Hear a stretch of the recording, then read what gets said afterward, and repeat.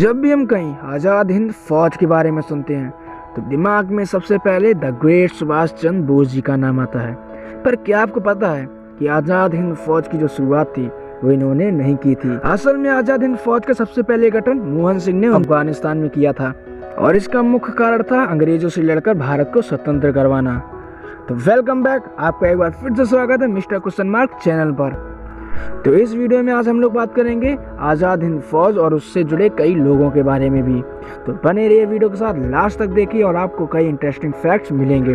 और अगर आप न्यू हैं और हमारे नए दोस्त बनना चाहते हैं तो चैनल को सब्सक्राइब कर दीजिए और हमारे परिवार का हिस्सा बन जाइए। यहाँ पर आपको अमेजिंग फैक्ट्स और साइंस से रिलेटेड कई डिटेल वीडियो मिल जाएंगी और हम आपका एक भी सेकेंड वेस्ट नहीं जाने देंगे क्योंकि टाइम बहुत ही कीमती है।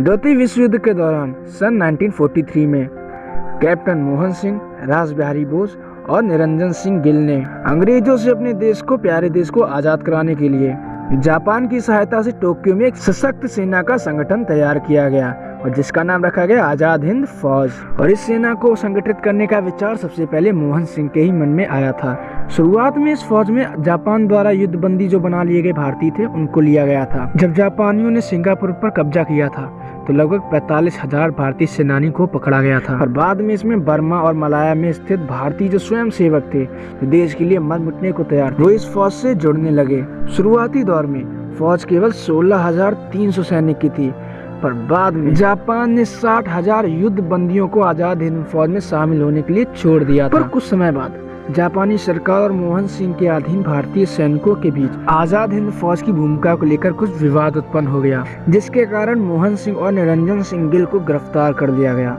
अब यहीं से शुरू होता है आज़ाद हिंद फौज का दूसरा चरण। जब 1943 में सुभाष चंद्र बोस ने टोक्यो रेडियो स्टेशन से घोषणा की, उसमें इन्होंने कहा कि अंग्रेजों से ये आशा करना बिल्कुल व्यर्थ है कि वे अपना साम्राज्य स्वयं छोड़ देंगे। हमें भारत के भीतर व बाहर से स्वतंत्रता के लिए स्वयं संघर्ष करना होगा। सुभाष चंद्र बोस की इस घोषणा को सुनकर रास बिहारी बोस बहुत खुश हुए और उन्होंने 4 जुलाई 1943 को 46 वर्ष के सुभाष चंद्र बोस जी को आज़ाद हिंद फौज का नेतृत्व सौंप दिया। और फिर 5 जुलाई 1943 को सिंगापुर के टाउन हॉल के सामने सुप्रीम कमांडर के रूप में नेताजी सुभाष चंद्र बोस जी ने सेना को संबोधित करते हुए एक नारा दिया और वो नारा था दिल्ली चलो। आज़ाद हिंद फौज जापानी सेना के साथ मिलकर 18 मार्च 1944 ईस्वी को कोहिमा और इम्फाल के भारतीय मैदानों क्षेत्रों पर पहुंच गई और वहीं पर सुभाष चंद्र बोस ने अपनी सेना को जय हिंद का अमर नारा दिया। फिर 21 अक्टूबर 1943 में सुभाष चंद्र बोस ने आज़ाद हिंद फौज के सर्वोच्च सेनापति की हैसियत से सिंगापुर में स्वतंत्र भारत की अस्थायी सरकार आज़ाद हिंद सरकार की स्थापना की। उनके अनुयायी प्रेम से उन्हें नेताजी कहते थे।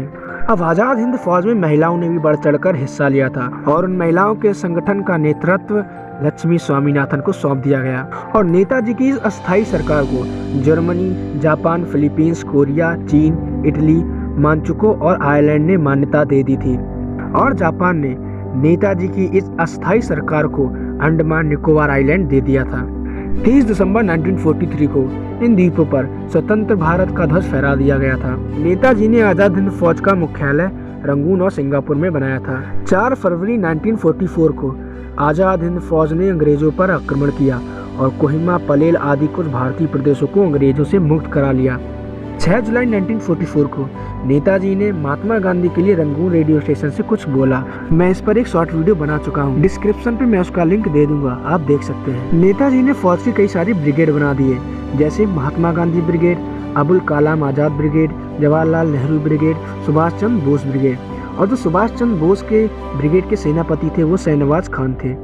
22 सितम्बर 1944 को नेताजी ने अपने सैनिकों का उत्साह बढ़ाने के लिए एक नारा दिया, जो आज भी हर हिंदुस्तानी के ओठों पर अमर गीत की तरह है। वह नारा था, हमारी मातृभूमि स्वतंत्रता की खोज में है, तुम मुझे खून दो मैं तुम्हें आज़ादी दूंगा, यह स्वतंत्रता की देवी की मांग है। ये नारा दिया था सुभाष चंद्र बोस जी ने। फरवरी से लेकर जून 1944 ईस्वी के मध्य तक आज़ाद हिंद फौज की तीनों ब्रिगेडों ने जापानियों के साथ मिलकर भारत की पूर्वी सीमा एवं बर्मा से युद्ध लड़ा, किंतु दुर्भाग्यवश द्वितीय विश्व युद्ध का पासा पलट गया। जर्मनी ने हार मान ली और जापान पर परमाणु हमले की वजह से उसने भी घुटने टेक दिए। ऐसे में नेताजी ने टोक्यो की तरफ पलायन किया और कहा जाता है कि इसी हवाई दुर्घटना में उनका निधन हो गया था।